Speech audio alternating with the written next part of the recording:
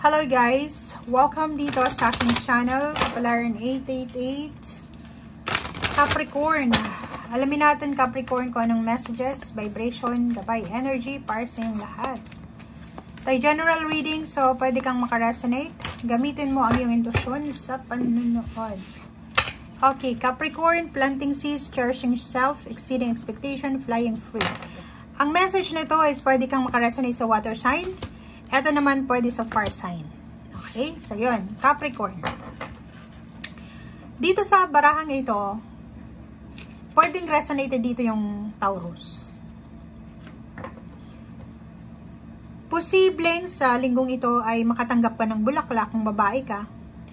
Makatanggap ka ng invitation for a date, parang ganon. Or posibleng mismo sa sarili mo, masuunahin mo yung self-love, self-care, self-protection, parang ganon. Mas uunahin mong alagaan ang sarili mo, naka-focus ka sa health mo, gusto mong maging maayos yung health mo, gusto mong maging healthy ka, mentally, emotionally, and physically, parang ganon. So, ipa-prioritize mo dito, Capricorn, yung sarili mo.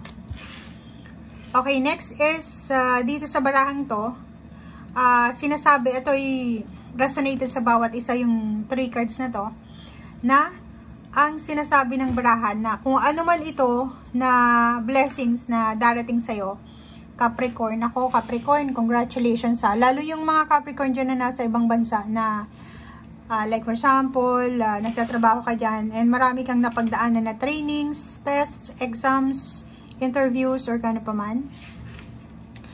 Sinasabi ng barahan na yung harvest season is nandito na. 'Di ba? Nasa kamay mo na yung harvest season. And exceeding expectation eh. 'Di ba? Yung parang mas mataas pa pala sa expectation mo yung blessings na makukuha mo. So kung makikita mo dito, ang ganda. Ang ganda ng linggo mo. Kasi unang-una, punong-puno ka ng pagmamahal sa sarili mo. Uunahin mo yung sarili mo, kapakanan mo, kaysa sa ibang tao. Dito naman, eto na yung simula kung ano man ito na minamanifest mo dati. 1 year ago, 2 years ago. Eto na, flying free, soar higher, 'di ba? Exceeding expectation. Kung ano man itong pinangarap mo, mas mataas pa yung dumating sa'yo. And kung nasaan ka man sa ngayon, nasa tamang lugar ka. Diyan ka talaga itinadhana. Diyan ka talaga parang diyan yung ano mo, diyan yung destiny mo talaga. Na diyan ka magpa-plant ng seeds. Diyan din ibibigay yung seeds of grace, yung mga seeds of blessings ng Panginoon. Nasa fertile soil ka. 'Di ba? Parang nasa tamang direksyon, nasa tamang lugar, nasa tamang bahay, nasa tamang trabaho, nasa tamang bansa, kung nasaang bansa ka man sa ngayon. And may nakikita tayo ditong sobrang grateful kasi ang dami-dami niyang napagdaanan na test, exams, interviews, training, seminars, pag-aaral, and at last, 'di ba, nakuha niya na kung ano yung karmic justice niya o yung karmic result na para sa kanya. Okay? And yung iba sa inyo dyan, magagawa nyo na kung ano yung gusto nyo gawin sa buhay. Ito na yung stepping stone para, like for example, kung nasa ibang bansa ka, pwede mo nang makuha yung mga pamilya mo sa Pilipinas, or pwede mo nang matupad yung lahat ng mga pangarap mo. Kasi nandun ka sa tuktok eh. Nasa tuktok ka na ng tagumpay.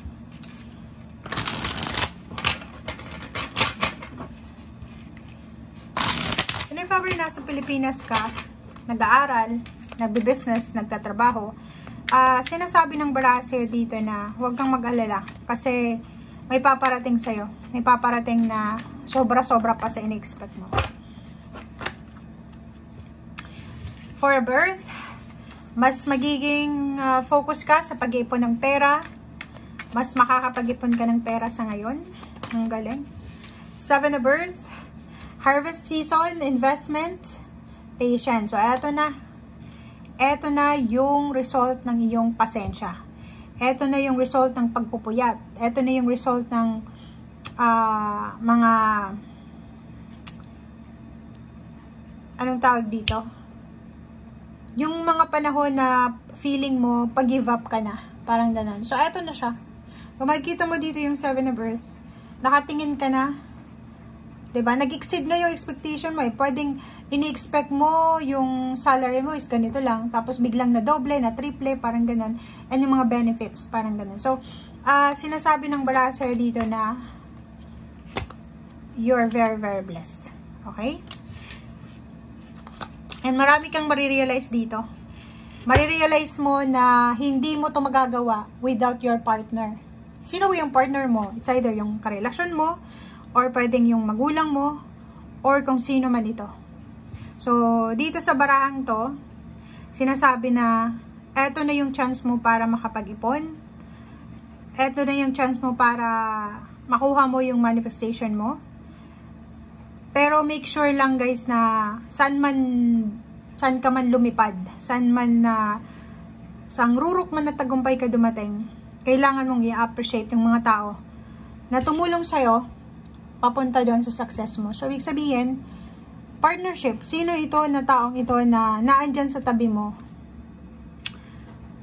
Wala ka man o meron ka man.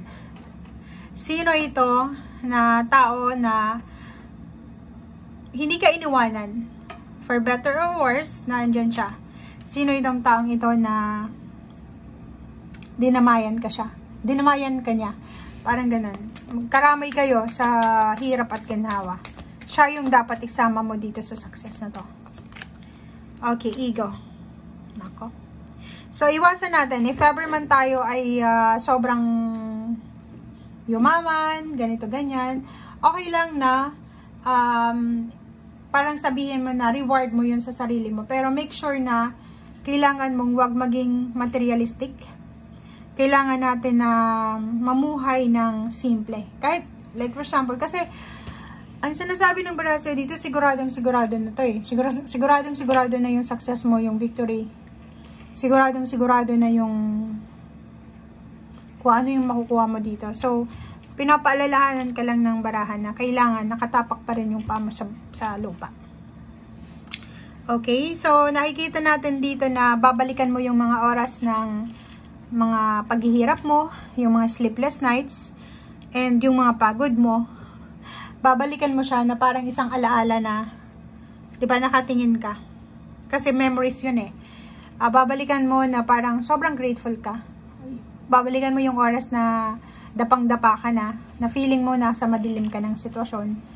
And ngayon na medyo nagliwanag na, makikita mo na kung ano yung blessings na deserve mo, yun, maiiyak ka sa sobrang tuwa. Sobrang blessings kasi yung matatanggap mo eh. Pwedeng gagraduate ka na, pwedeng kung ano man to. Anak mo, asawa. Basta mag-i-exceed yung expectation mo. Okay, so thank you for watching guys and see you again. Bye!